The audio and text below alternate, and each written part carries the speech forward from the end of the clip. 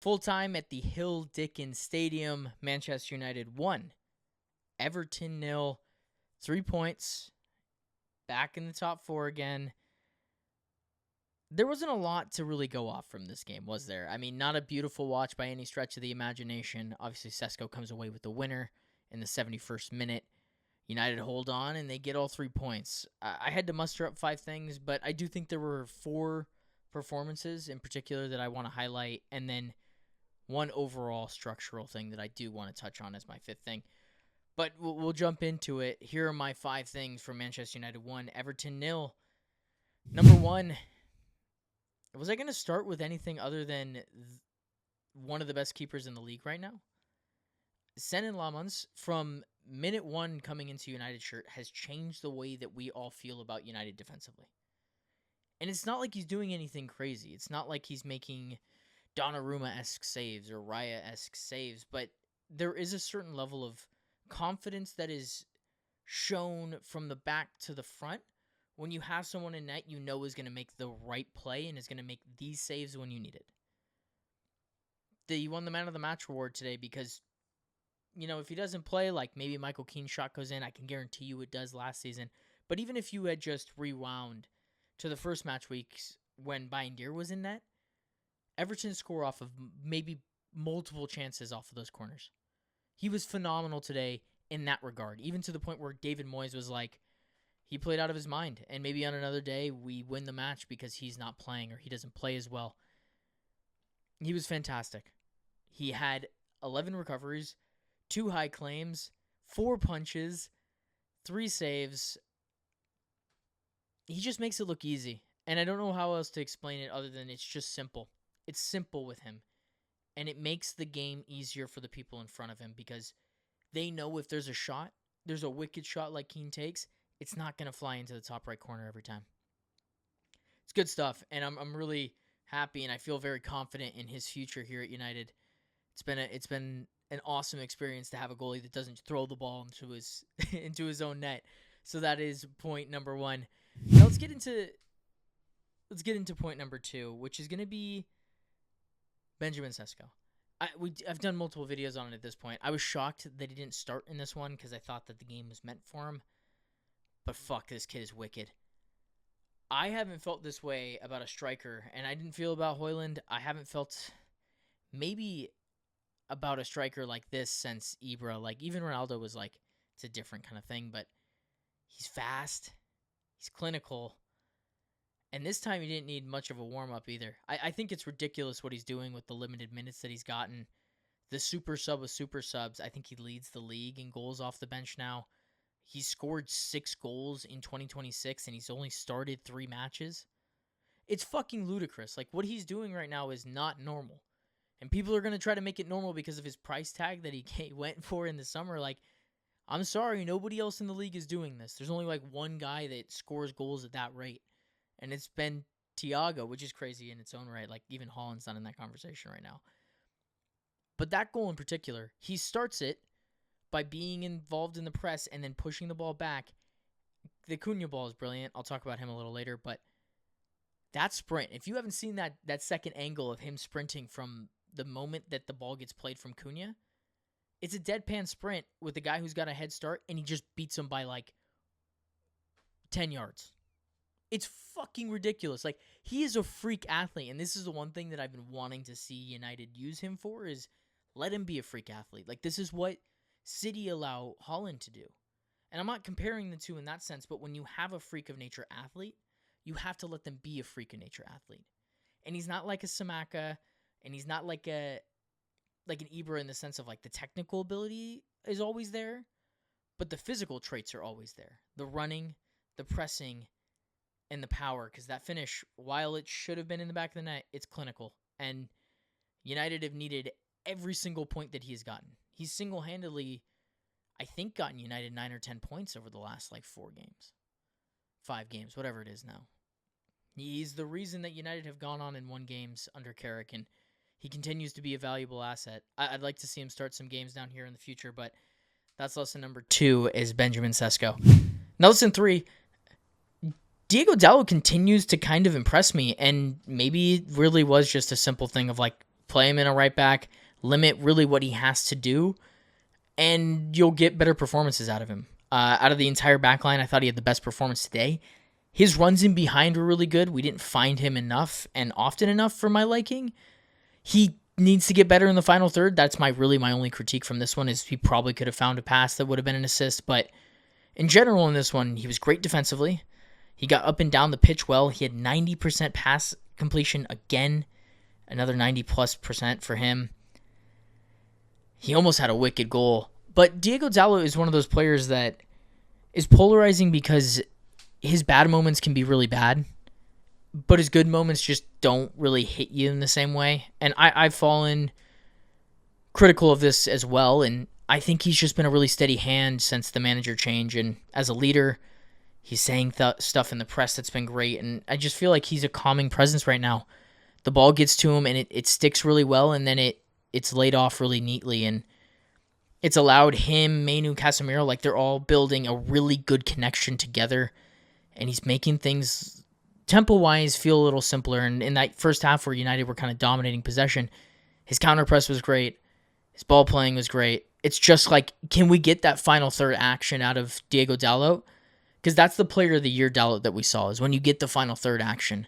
If he can start contributing with a couple of assists here or there, it changes the complexity of United's attack. So shout out to him. Shout out to his resilience to continue to play at this level and play this well, because like me and probably a lot of other United fans, we were writing him off. But he's definitely got a player in there, and there's definitely talent in there. So that's lesson number 3. Now lesson number 4, I have to talk about Cunha, because that pass is ridiculous, and it was huge. And I didn't think he was great again today, and I've said this multiple times, but that's not what Cunha is. Cunha is not a 90-minute player. He's not like Bruno, where he can take control of a match for 90 minutes, but you give him like one spark. You give him one moment, and he delivers pretty much every time. That ball is ridiculous. And I know people are going to say, like, why are Everton playing so high? And why are they out of position like that? No, they had us trapped in, and Cunha plays a fucking laser, which is not his strength. Straight over the top to Mbeumo, which is our running threat, and we win the game because of it. But that's not that really wasn't the impressive portion of today's game. It's that last little bit. It's that I fucking love this club more than you think I do. And it's because I'm tracking back. He had 4 of 10 duels. None more important than that last one where he was screaming in that dude's face. He's a shithouser. He's a United player. Like, this is... When we talk about guys that want to be here and want to play for the club and love the club as much as you and me do, that's Matheus Cunha. Brilliant. Brilliant in every aspect. Like, I've wanted a shithouser like this for a long time, and I don't think we've had it. I think we've got Bruno, but I don't think anyone else has the bollocks to kind of, like, do the things. And he's just got it. There's nothing more than I like when you defend well as an attacker and you're screaming as if you just scored a goal. That's when this stuff shows. And it shows all the time with Matheus Cunha. And I thought he was going to get taken off actually before Ahmed, which, to be fair, it could have been any of the front 3. But it proved right to keep him on for as long as he did, because his heart and his hustle, it's second to none. It's absolutely second to none, and I'm a huge fan. I'm so happy that we signed him in the summer. It's been great having Matheus Cunha on my team. So that's lesson number 4. And then lesson number 5, defensive structure, defensive solidity. I mean, when was the last time United went through matches and just didn't concede from open play? Like chances, constantly. It's been a long time. That is United's 3rd clean sheet since Carrick has come in. City, Tottenham, and now this match against Everton. 3 clean sheets. Dude, I don't think we had 3 clean sheets the entirety of Amram's tenure. Let alone fucking 6 matches. 7 matches. We're getting a clean sheet every other match at this point, essentially. And that's the beauty of it, is like, you're not going to have beautiful offense every single match. It's not going to happen. As much as I wanted to lie and tell myself that it could happen under Amram, it's not. You're going to miss chances. You're going to be wasteful. Those things happen. But if you're only conceding a goal or less a game, you're going to win a lot of matches. And the structure right now, it doesn't matter who's coming in. That's the difference. Is like, it's not like we're fitting round pegs into square holes. You know what I mean? It's very, very noticeable that Lenny Yoro steps in today, and while the passing array wasn't great from the back line, did Lenny Yoro look uncomfortable at all? No. Did Luke Shaw look uncomfortable? No. Diego Dalot didn't look uncomfortable, and neither did Maguire. Casemiro looks good. The 4-4-2 structure looks fantastic. Like, if you go and look at our XG numbers, right, the chances that we give up a game under Amorim compared to now, it's night and day difference. And that's what's going to help United get Champions League. And I don't know if Carrick's going to win the job. I don't know if his whole coaching staff is going to win the job. I really don't. But what I can tell you is United are playing a brand of football right now that works for this squad. And maybe can get you to the summer where you can reassess the whole situation. But they have one goal, and it's Champions League. And if they don't get it, it is a failure of a season again. It can't happen.